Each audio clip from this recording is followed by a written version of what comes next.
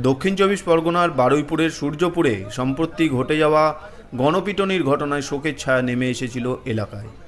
মৃত ইন্দ্রজিৎ হালদারের পরিবারের সঙ্গে দেখা করতে আজ সূর্যপুরে পৌঁছান রাজ্যের মুখ্যমন্ত্রী মাননীয় শুভেন্দু অধিকারী।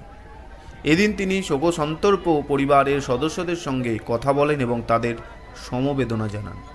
পরিবারের প্রতি সাহায্যের হাত বাড়িয়ে দিয়ে মুখ্যমন্ত্রী মৃত ইন্দ্রজিতের পরিবারের হাতে আর্থিক সহায়তার চেক এবং সরকারি চাকরির নিয়োগপত্র তুলে দেন। এই মর্মান্তিক ঘটনায় রাজ্য সরকারের পক্ষ থেকে সব রকম সহায়তার আশ্বাস দিয়েছেন তিনি। এদিন মুখ্যমন্ত্রীকে কাছে পেয়ে পরিবারের সদস্যরা তাদের ক্ষোভ ও বিচারের দাবি তুলে ধরেন।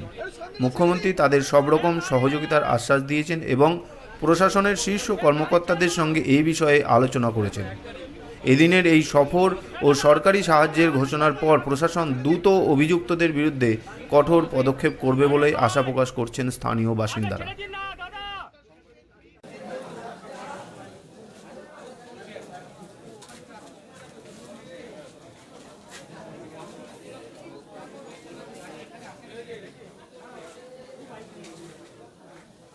মুখ্যমন্ত্রী আমাকে একটা কাজের ব্যবস্থা করে দিয়েছে।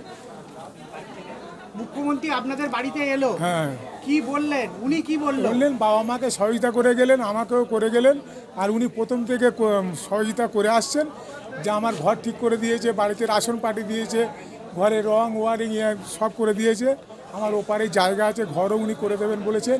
আমার মারও অন্নপূর্ণা করে দেবেন বলেছেন, আমার স্ত্রীও করে দেবেন বলেছেন, বা আমাকেও সাহায্য করে গেছেন। আর বলেছে যা কিসের চাকরি দিল? সিভিক ভলেন্টিয়ার চাকরি দিয়েছে।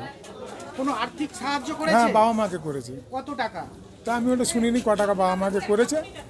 আর উনি প্রথম থেকেই সহায়তা করে আসছেন। ভিডিও থেকে প্রথম দিন দ্বিতীয় দিন এসে অনেক বাজার করে দিয়েছে, চাল আলু ডাল বাজার, বিছানার চাদর, প্যান্ট জামা, যাবতীয় সংসারের যা লাগে।